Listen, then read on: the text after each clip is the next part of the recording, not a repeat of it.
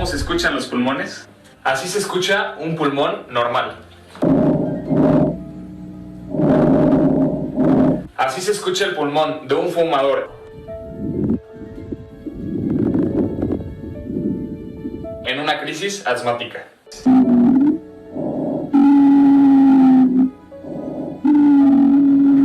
Así se escuchan los pulmones de una persona con neumonía.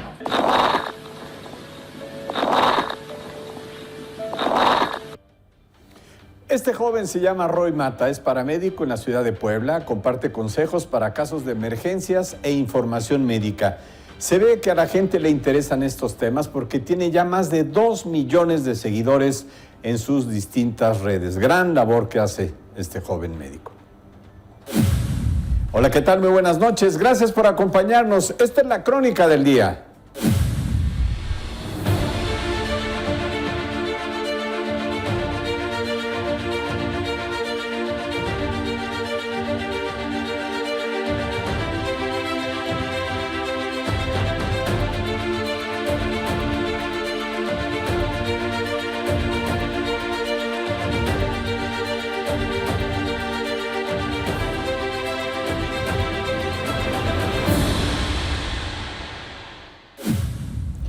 Si algo tiene el presidente López Obrador es ser persistente. No deja el tema de Carlos Loret de Mola. Ahora presentó la solicitud de información que hizo al INAI para conocer los ingresos y bienes del periodista, sus familiares y socios.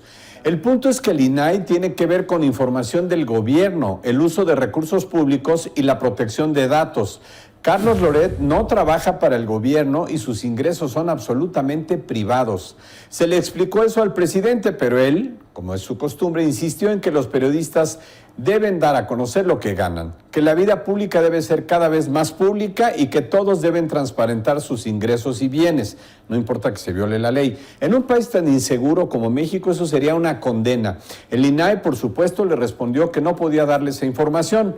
Por eso, el Consejo Consultivo del Instituto recomendó iniciar un procedimiento para garantizar la protección de los datos personales de Loret, lo opuesto a lo que quiere el presidente. Lo que pasa es que el INAI está cumpliendo con la ley. Lo que sigue es que el primer mandatario pondrá en duda la razón de ser del organismo. Luego pedirá la información al SAT, que se le dará, aunque sea ilegal hacerlo sin una orden judicial, pero se lo van a dar. Y el presidente volverá a atacar, a hacerla pública.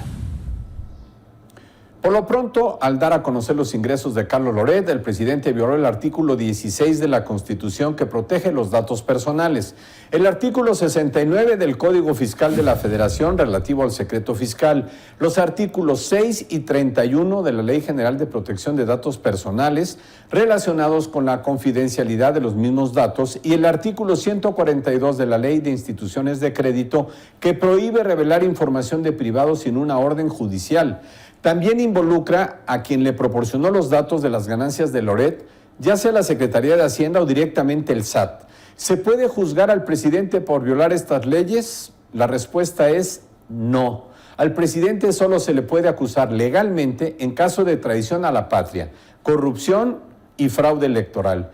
Pero esto tiene una razón de ser, porque de otra manera se la pasaría defendiéndose de 1001 acusaciones con sustento o sin él.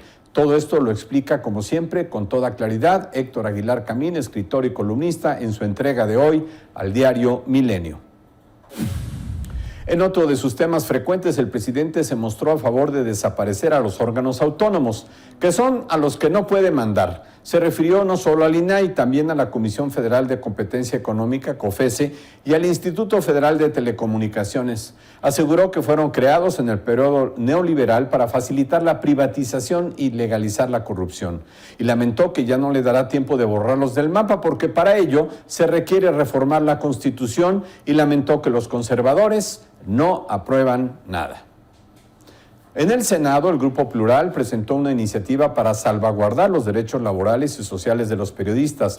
Coinciden en que la mayoría trabaja como freelance y no están reconocidos en la Ley Federal del Trabajo, por lo que se encuentran desprotegidos. El senador Emilio Álvarez y Casa declaró que la mejor manera de proteger la libertad de expresión es defender a los periodistas. Agregó que la libertad de expresión es el oxígeno de la democracia. Todo esto surge a raíz de la embestida del presidente López Obrador contra Carlos Loret. También en el Senado, legisladores del PAN presentaron una maqueta de la llamada Casa Gris, la que habitó José Ramón López Beltrán y su esposa Caroline Adams. Exigieron que se debata el caso de la presunta relación entre contratistas de Pemex y el hijo mayor del presidente. Destacan que van 19 días desde que se hizo público el tema y que el Senado se ha quedado cruzado de brazos y así va a seguir. Por supuesto, y ante las protestas de los senadores de Morena, la presidenta de la mesa directiva, Olga Sánchez Cordero, se negó a tocar el tema. Mejor declaró un receso y llamó a los coordinadores de las bancadas a dialogar, pero del tema de la casa del hijo del presidente, ni hablar. Las instituciones financieras serán ahora las que avisen a sus clientes sobre el bloqueo de sus cuentas. La Cámara de Diputados aprobó una reforma para que sean los bancos y similares los que den la mala noticia a sus cuentavientes, ya sean personas físicas o morales. Esta reforma le quita la obligación de dar esos informes a la Unidad de Inteligencia Financiera. Sabemos que WhatsApp muestra los mensajes con una palomita cuando se entregan y 2 cuando son leídos. Bien, pues ahora se verá una tercera palomita. Aparecerá cuando se haga una captura de pantalla del mensaje junto con esta leyenda. El usuario vendrá el nombre del contacto, ha realizado una captura de pantalla. Por su seguridad, no proporcione ningún tipo de información personal. La actualización no tiene fecha para empezar a operar, pero ha causado mucho revuelo. Hay quien dice que la captura de pantalla es necesaria para recordar información, pero también es cierto que en muchas ocasiones se utiliza para compartir información privada de una persona a otros destinatarios. Vamos a ver en qué acaba. Y sobre este tema, te pregunto esta noche, ¿está bien que WhatsApp informe la captura de pantalla de un mensaje? Participa a través de @BMDigital en todas las redes sociales. A pesar de que la pandemia ha hecho que nos alejemos de muchas personas, el contacto físico es fundamental para la salud y la estabilidad emocional. La explicación con José Luis Puertas. Ayer fue 14 de febrero. Ok, pero hay algo todavía más saludable que el amor de pareja. Es el abrazo. Su espectro es más amplio porque incluye a padres, hijos, hermanos y amigos. De acuerdo con especialistas de neuroanatomía funcional de la Facultad de Medicina de la UNAM, las personas que no tienen ese contacto cercano que ofrece afecto sin palabras se enferman más y tienen más riesgo de morir. Por otro lado, los enfermos que tienen más gente que les da cariño se recuperan más rápido. No es cuento, es ciencia. Un abrazo, tomarse de la mano o una ligera caricia sin connotación sexual hace que el cerebro libere oxitocina y con ella la sensación de confianza y seguridad. También el abrazo, acompañado de un inocente beso en la mejilla, hace que el cerebro segregue dopamina, que nos da una sensación placentera y relajada, y serotonina, ni más ni menos que la hormona de la felicidad. Es cierto que un abrazo no devuelve el trabajo perdido, no da el dinero que necesitas, no resuelve el problema con tu pareja, pero sí hace que se regeneren las células y que nos sintamos queridos, aceptados, reconocidos. Y si es un abrazo de amor, bueno, además activa los circuitos del deseo y el placer. La pandemia nos ha alejado, pero es importante conservar o recuperar los afectos, los amigos, la gente de confianza que te escucha sin juzgar y te da ánimo. Entre tus infaltables de la vida, así como comer y dormir, incluye los abrazos, a cualquier hora y por el motivo que quieras. Para las noticias con Alberto Vega, José Luis Puertas.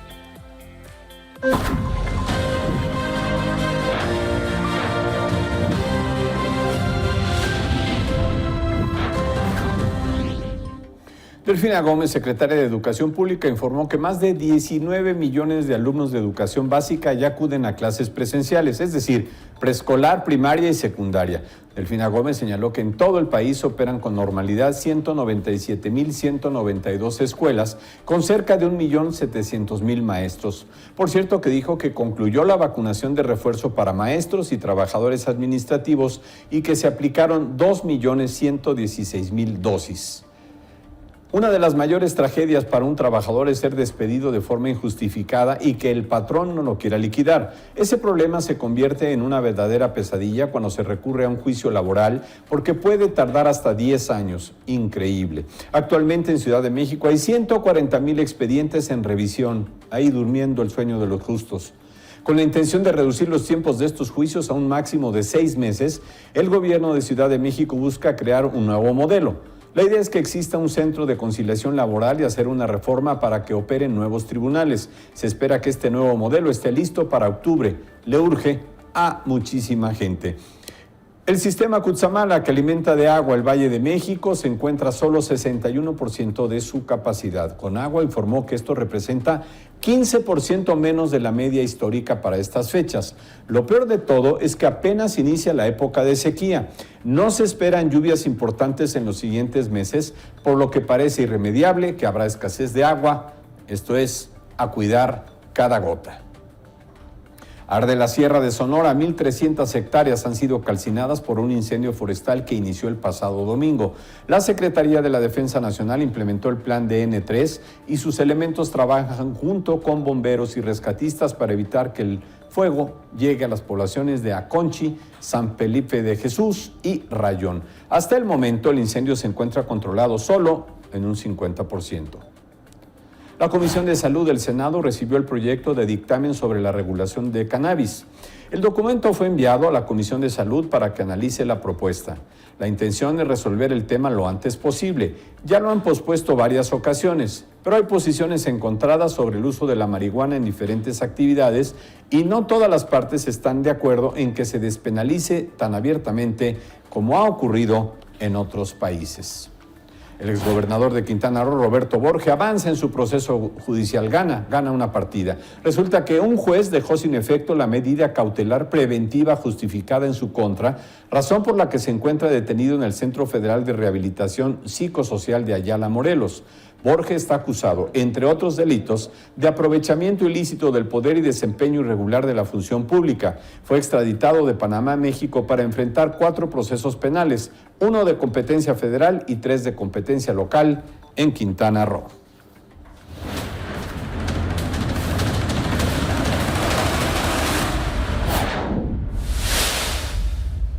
Este es el reporte COVID en México, hoy 15 de febrero, martes 15.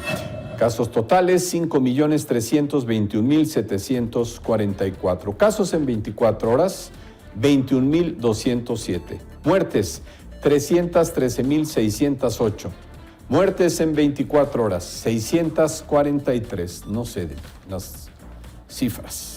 Arturo Erdeli, actuario y doctor en ciencias matemáticas, elabora diariamente gráficas basadas en las cifras COVID. Hoy reveló que México ocupa el lugar número 65 del mundo en cuanto al avance de vacunación, estimación realizada con base en la población total del país, y el lugar número 9 en exceso de muertes, que se registra tomando en cuenta los decesos por cada millón de habitantes. Hugo López-Gatell, subsecretario de Salud, informó que nuestro país suma 3 semanas con una importante reducción de casos y hospitalizaciones por COVID.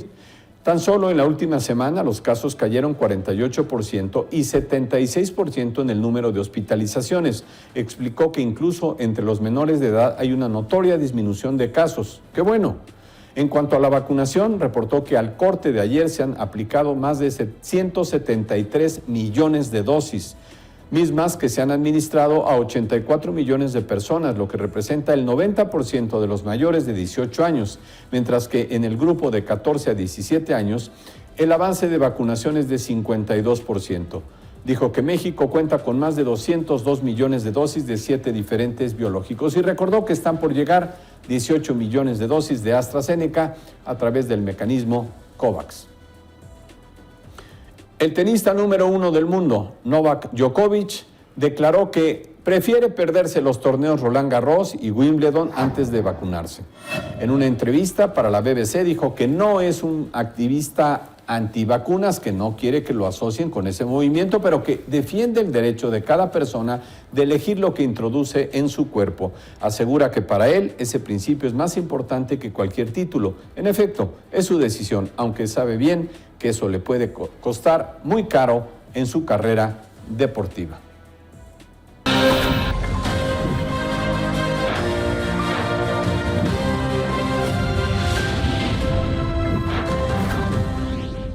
Aunque hay un pequeño respiro, la amenaza de guerra no cesa en Europa del Este. Rusia anunció el retiro de algunas unidades, argumentó que sus tropas ya habían concluido sus ejercicios militares en la frontera con Ucrania. Incluso publicó un video con el supuesto retiro del ejército de algunas zonas. Sin embargo, Estados Unidos y la OTAN consideran que es falso. Sostienen que no ven indicios de ningún retiro. Aseguran que los militares rusos y bielorrusos continúan con sus prácticas bélicas y que sus elementos de inteligencia perciben una inminente invasión a Ucrania. La OTAN reclama a Rusia que esté enviando señales confusas. A su vez, el presidente ruso Vladimir Putin, al hablar de la tensión que se vive en Ucrania, manifestó que su país no quiere una guerra. Así lo declaró en una conferencia conjunta con el canciller alemán Olaf Scholz. Putin aseguró que su nación ya presentó una serie de propuestas para lograr un acuerdo que responda a los intereses de las partes. Recalcó que Rusia se siente amenazado por la expansión de la OTAN hacia Europa del Este. Putin exigió garantías de seguridad, particularmente que Ucrania no se sume nunca a la OTAN. Calificó de genocidio la situación de las regiones separatistas del este de Ucrania. Propuso que el conflicto se resuelva a través de los protocolos de paz de Minsk. Es un acuerdo entre 12 puntos entre Rusia y Ucrania. Entre estos, la remoción de armamento pesado a 15 kilómetros de la línea fronteriza, prohibición de operaciones ofensivas y de vuelos de aviones de combate. Pero este acuerdo se ha violado más de una vez. A Occidente insiste que Rusia podría invadir Ucrania en unas horas. Incluso dijo que sería a las 3 de la madrugada, esto es, en unas horas. El presidente Biden se pronunció sobre la situación de Ucrania. Desde la Casa Blanca dijo que un ataque ruso a Ucrania es todavía una posibilidad. No obstante, concedió que aún se puede llegar a una solución al conflicto a través de la vía diplomática, pero advirtió que Estados Unidos y sus aliados están preparados para lo que sea, que si Rusia invade Ucrania, el costo sería una guerra innecesaria, sangrienta y destructiva, como todas las guerras. Biden aseguró que el pueblo ruso no es el blanco y que tampoco buscan desestabilizar a Rusia. Subrayó que Estados Unidos defenderá cada centímetro de los países de la OTAN y que un ataque a un país miembro será un ataque contra los aliados. Putin dice que hay acuerdo en la visión de Estados Unidos y esto ha distensionado el conflicto en este momento. Mientras tanto, ante un eventual conflicto armado, la Embajada de México en Ucrania iniciará mañana miércoles el desplazamiento preventivo de 32 familias mexicanas de Kiev hacia el sur del país, informó el canciller Marcelo Ebrard. La Embajada mexicana ofreció absorber los gastos de traslado y estancia de los mexicanos removidos por lo menos la siguiente semana. Al resto de los mexicanos en territorio ucraniano les pidió tener a mano su pasaporte y sus documentos ante cualquier eventualidad. Incluso les pidió que, de ser posible, salgan de Ucrania. El expresidente de Honduras, Juan Orlando Hernández, fue detenido en su casa en la capital Tegucigalpa. Fue aprehendido como consecuencia de una solicitud de extradición de Estados Unidos, donde ha sido acusado de narcotráfico y otros delitos. Juan Orlando Hernández fue esposado de pies y manos frente a la entrada de su casa. Así pasan algunos de un poder casi absoluto a la humillación pública. ¿Dónde hemos visto eso? A pesar de que el primer ministro de Canadá, Justin Trudeau, anunció medidas de emergencia, continúan los bloqueos de los antivacunas. Varios puestos fronterizos, entre estos los de Alberta y Manitoba, fueron cerrados por camiones semirremolques y equipos agrícolas. Los manifestantes, en su mayoría transportistas, protestan por las leyes de Canadá y Estados Unidos que exigen que todos deben estar vacunados. En un intento por frenar el movimiento antivacunas, Canadá prohibió reuniones públicas en algunos sitios. Además, podrá hacer uso de la fuerza pública, congelar las cuentas bancarias que recauden fondos de apoyo y requisar cualquier propiedad, mueble o inmueble, sin ninguna orden judicial de por medio. Las tensiones entre los pro y los antivacunas va en aumento. El príncipe Andrés la libró. El hijo de la reina Isabel II de Inglaterra no irá a juicio por abuso sexual en Estados Unidos. La libró gracias a que llegó a un acuerdo extrajudicial con Virginia Giuffre, la demandante. El convenio implica una donación sustancial, es decir, una cifra millonaria que Andrés entregará a la organización benéfica creada por su acusadora. Un cheque con muchos ceros y asunto arreglado. Como estaba previsto, el científico mexicano Héctor Alejandro Cabrera se declaró culpable de espionaje a favor de Rusia. El originario de Oaxaca fue detenido en Miami en febrero de 2020. Es un gran científico que ha trabajado en tratamientos para regenerar la piel quemada y sobre la muerte de células del corazón, pero decidió aceptar ser espía y lo atraparon. Al declararse culpable, aspira a llegar a un acuerdo con la Fiscalía y recibir una condena reducida.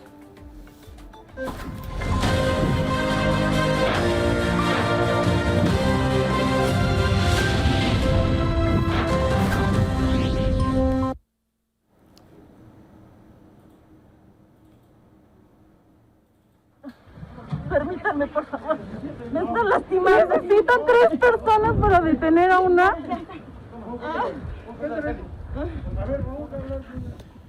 Nos quejamos de la brutalidad policíaca en Estados Unidos contra nuestros paisanos. Y aquí, en Pachuca, Hidalgo, la policía llegó a un consultorio de terapias alternativas. Sus dueños, 2 personas de la tercera edad, no habían pagado la licencia del negocio. Fueron sacadas del mismo y sometidas con violencia innecesaria.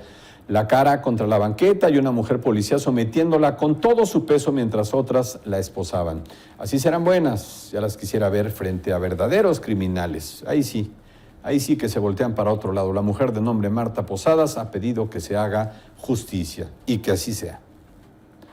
También es mala la violencia contra policías y más cuando la comete la misma autoridad. Es de no creerse. La alcaldía Cuauhtémoc de Ciudad de México, con 2 diferentes corporaciones policíacas, ahí discutieron sobre el reordenamiento de vendedores en la vía pública del centro histórico.